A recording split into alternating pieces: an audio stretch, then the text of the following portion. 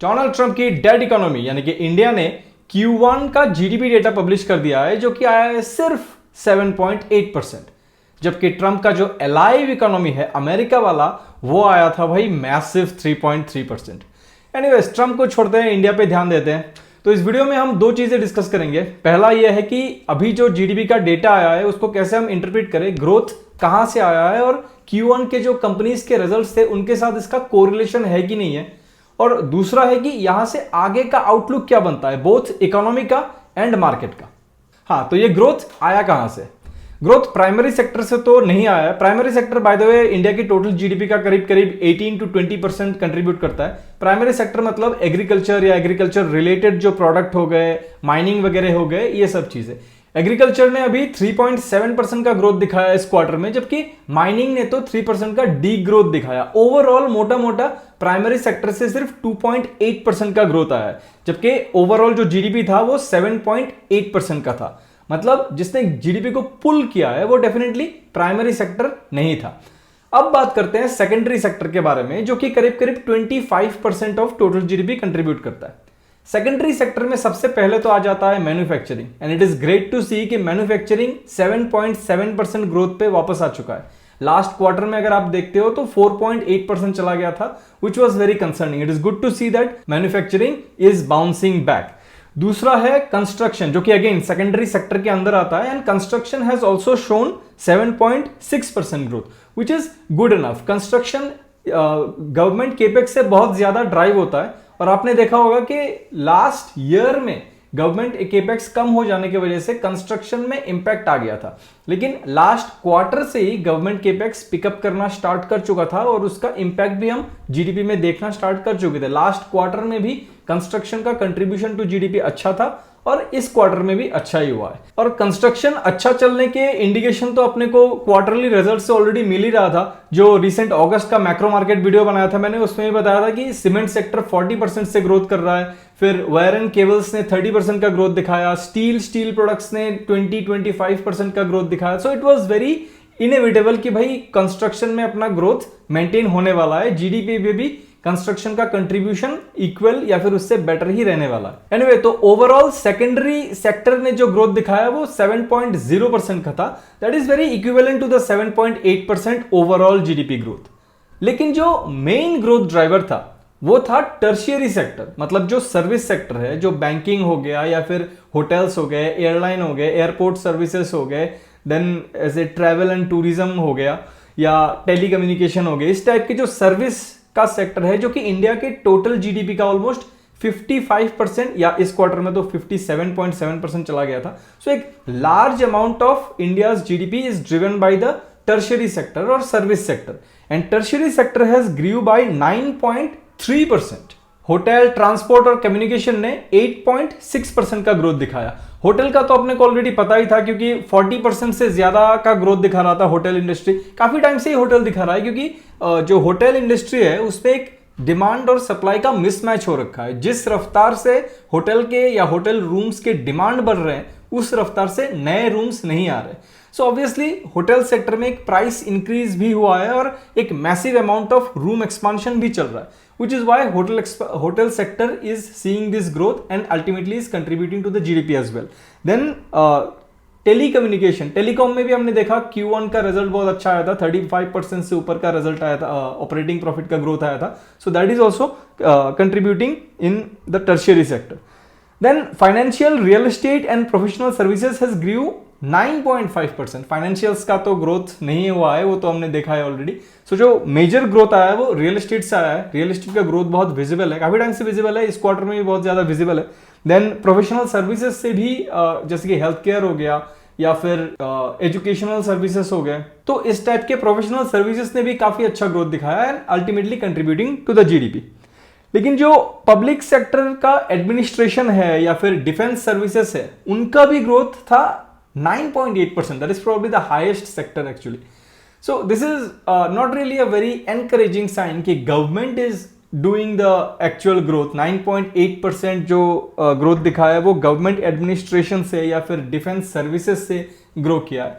But ठीक है, जैसा है वैसा है। This is one of the core points के टर्शियरी सेक्टर इतना ज्यादा ग्रोथ दिखाया है। और अगर हम टैक्सेस की बात करें तो फिर उसका तो क्या ही कहना, ऑलमोस्ट 10.3% का ग्रोथ है नेट टैक्सेस में. So this has contributed almost 20 basis point in our GDP. So जो 7.8% का ग्रोथ आया था उसमें से 0.2% सिर्फ नेट टैक्सेस का ग्रोथ है. पर ठीक है, अगर टैक्स टेररिज्म को हटा भी देते हैं तब भी 7.6% का नॉन टैक्स जीडीपी या फिर जीवीए बनता है, which is again a very good number to show. But there are few concerns as well.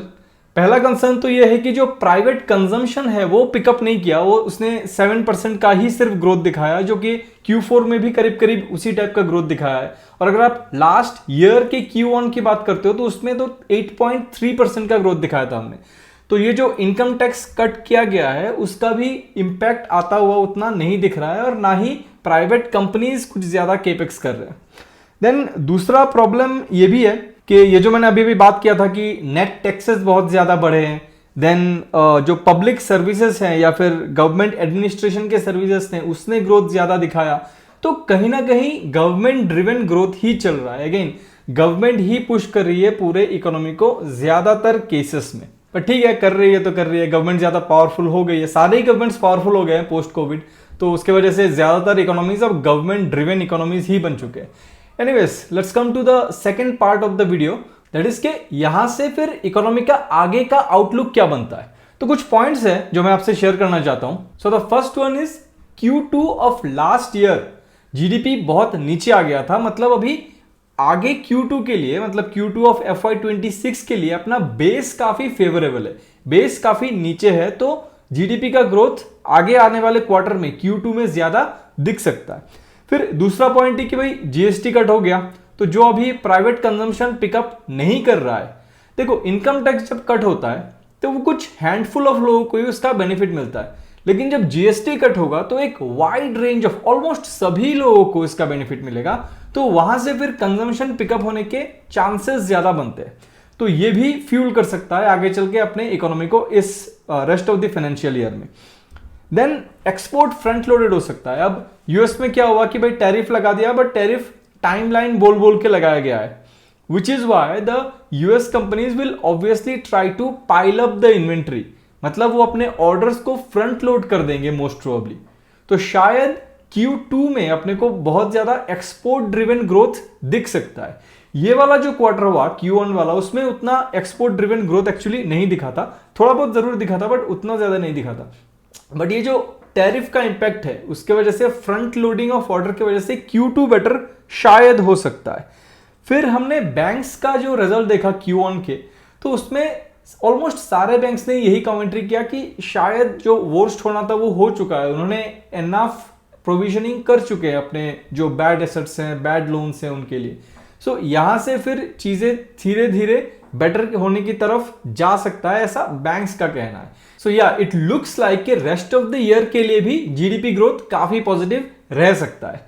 लेकिन हाँ, टैरिफ को लेके एक अनसर्टेनिटी तो डेफिनेटली बना हुआ है. और अभी अभी मैं मनी कंट्रोल और सीएनबीसी के कुछ शोज देख रहा था, तो वहां पे डिफरेंट पैनलिस्ट, डिफरेंट जो गेस्ट पैनलिस्ट होते हैं, उनके गेस्ट इकोनॉमिस्ट होते हैं, उनमें से कोई भी अपना जो जीडीपी का प्रोजेक्शन था, प्रीवियस प्रोजेक्शन था कि 6 to 6.5% से ओवरऑल ईयर में अपन ग्रो करेंगे जीडीपी, उसको वो टिंकर नहीं करना चाहते हैं, उसको वो बढ़ाना नहीं चाहते हैं despite seeing this good GDP in Q1. That is because uncertainty बहुत ज्यादा है टैरिफ को लेकर. हमें बिल्कुल भी पता नहीं कि आगे मिस्टर ट्रंप कैसे क्या सोचेंगे या चीजें कैसे डेवलप होंगे नहीं होंगे.